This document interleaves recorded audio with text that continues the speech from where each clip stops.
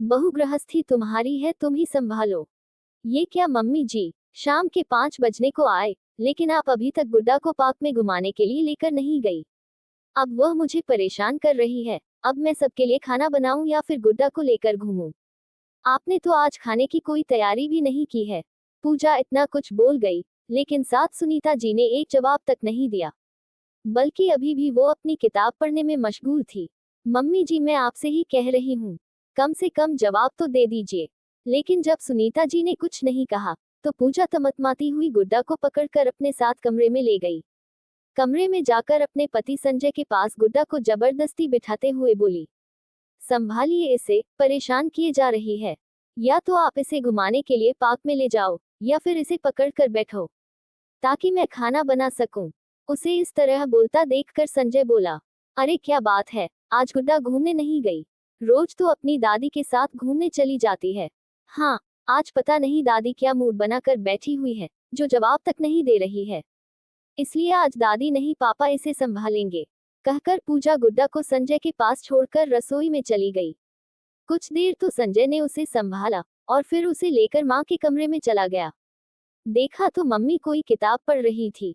क्या बात है मम्मी, आपकी तबीयत तो ठीक है? आज आप गुड्डा को नहीं संभाल रही? संजय ने पूछा तो सुनीता जी ने एक नजर भर उसकी तरफ देखा, और दोबारा अपनी किताब में लग गई। संजय को उनका व्यवहार बड़ा अजीब लगा। उसने दोबारा पूछा, मम्मी आप जवाब नहीं दे रही, कहीं नाराज तो नहीं हो? पर सुनीता जी ने कोई जवाब नहीं दिया।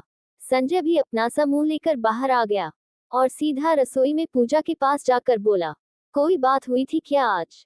कहीं तुमने मम्मी को कोई ऐसी बात तो नहीं कह दी, जिससे वो नाराज हो गई हो? मुझे तो ऐसी कोई बात याद नहीं कि मैंने ऐसा कुछ कहा हो। और अंतर्यामी मैं हूं नहीं, जो उनके मन की बात जान जाऊं। अब मुझे डिस्टर्ब मत करो। आज खाने की भी कोई तैयारी करके नहीं रखी है मम्मी ने, तो सब कुछ मुझे ही करना है। पूजा का जवाब सुनकर संजय गुड्डा को लेकर पार्क में रवाना हो गया। इधर सुनीता जी को किचन में से बर्तनों के पटकने की आवाज में साफ साफ सुनाई दे रही थी। जानती थी कि पूजा ये सब जानबूझकर कर रही है, ताकि सुनीता जी उठकर उसकी मदद कर दे। पर आज वो मन पक्का करके बैठी हुई थी कि वो कुछ भी हो जाए, पूजा की मदद बिल्कुल नहीं करेगी। आखिर पूजा की आदत थी सबके सामने बेचारा बनने की, सबको ये कहने की कि मम्मी जी ने अपने समय में तो अपनी गृहस्थी चला ली, खूब मजे भी कर लिए, उनके सिर पर सास तो होती नहीं थी। पर हमारी क्या जिंदगी है, हम तो हमेशा रोक टोक में ही रहे। ये बातें अक्सर उनके कानों तक पहुंचती थी, पर वो हमेशा ये सोचकर चुप हो जाती कि दूसरों की बातों पर क्या विश्वास करना। पूजा ने उनके सामने तो नहीं कहा, लेकिन कल रात जब वो अपनी मम्मी से फोन पर बात कर रही थी, तब भी यही बात दोहरा रही थी, जो उस समय सुनीता जी को सुनाई दी गई। बस तब से सुनीता जी ठान कर बैठ गई कि अब चाहे कुछ भी हो जाए, वो पूजा के किसी काम में दखलंदाजी नहीं करेगी। बस इसी कारण वो सुबह से किसी से बात नहीं कर रही थी, अपने कमरे में ही थी। आज उन्होंने किसी काम को हाथ तक नहीं लगाया, यहाँ तक कि गुड्डा को खिलाया भी नहीं। आखिर जैसे तैसे पूजा ने अकेले ही खाना तैयार किया। तब तक संजय भी घर वापस आ गया और आते ही पूजा से बोला, पूजा फटाफट खाना ले आओ, बहुत जोर से भूख लग रही है। और अब गुड्डा को भी तुम ही संभालो, अब थक गया हूं मैं। कहता हुआ वो हाथ मुंह धोकर डाइनिंग टेबल पर बैठ गया। संजय की बात सुनकर पूजा बोली, तुम अकेले थके हो क्या? मैं नहीं थकी हूँ क्या, जो गुड्डा को लाकर मुझे टिका दिया? अब अगर मैं गुड्डा को संभालूंगी, तो खाना तुम्हें ही लेकर आना पड़ेगा। आखिर संजय गुस्से से उठा और रसोई में खाना लाने के लिए चला गया। जाकर देखा तो खाने में बस दाल चावल थे। संजय ने बाहर आकर कहा, ये क्या, सिर्फ दाल चावल बना दिए? कोई सलाद नहीं, चपाती नहीं? दाल चावल खाकर कैसे पेट भरूं? तुम्हें पता है ना कि अगर दाल चावल बने तो मुझे रोटी चाहिए होती है। फिर क्यों नहीं बनाए? शुक्र मनाओ कि कम से कम ये तो बन गया, नहीं तो आज भूखे ही रहने की नौबत थी।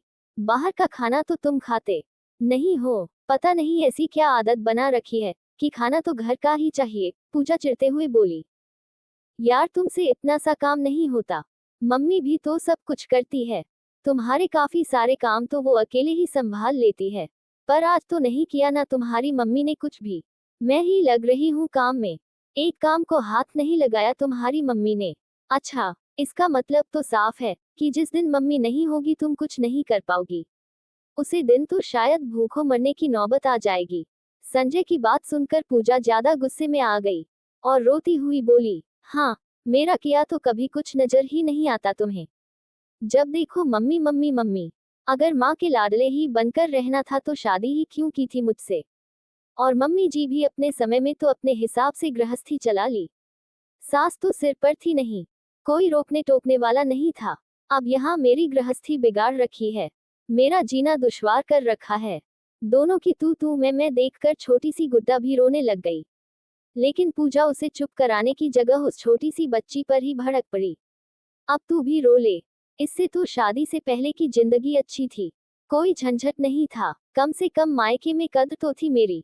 यहाँ आकर तो जिंदगी बर्बाद हो गई। ये सब बातें अंदर सुनीता जी के कानों में ही पहुंच रही थी। आखिर उनसे गुड्डा का रोना बर्दाश्त नहीं हुआ, तो उठकर बाहर आ गई और गुड्डा को गोद में लेते हुए बोली, क्यों बहू, तुम तो अक्सर कहती हो ना कि मैंने अपने समय में अपनी गृहस्थी अपने अनुसार चला ली, खूब मजे किए हैं, मेरे सिर पर सास नहीं थी, कोई रोकने टोकने वाला नहीं था। तो आज जब मैं बिल्कुल एक तरफ हो चुकी हूँ, ना मैं रोक रही हूँ ना मैं टोक रही हूँ, बिल्कुल इतनी शांति पूर्वक एक तरफ बैठी हूँ जैसे मैं इस घर में ही नहीं हूँ, तो तुम्हें भी तो मजे लेने चाहिए थे ना, अपनी गृहस्थी अपने अनुसार चलानी चाहिए थी। पर एक दिन में ही हाथ पैर फूल गए तुम्हारे, जो दोनों पति पत्नी आपस में लड़ पड़े। सुनीता जी की बात सुनते ही पूजा चुप हो गई। उसे समझते देर नहीं लगी कि आज सुनीता जी उसकी मदद क्यों नहीं कर रही थी। लोगों के सामने बेचारा बनकर हमदर्दी पाने से क्या मिल जाता है, उल्टा तुम्हारे परिवार की बदनामी हो रही है। उन लोगों से पूछो जो गृहस्थी अकेले संभालते हैं, कोई मदद करने वाला नहीं होता। क्या वो लोग भी तुम्हारी तरह बस लड़ते रहते हैं। मैं कुछ कहती नहीं हूँ तो इसका मतलब यह नहीं कि मुझे सुनाई नहीं देता, पर मैं तुम्हारी तरह अपने परिवार की बदनामी नहीं करती फिरती। आखिर ये तुम्हारी गृहस्थी है, तो अपनी जिम्मेदारी खुद संभालो। सुनीता जी की बात सुनकर संजय और पूजा ने चुप रहना ही ठीक समझा।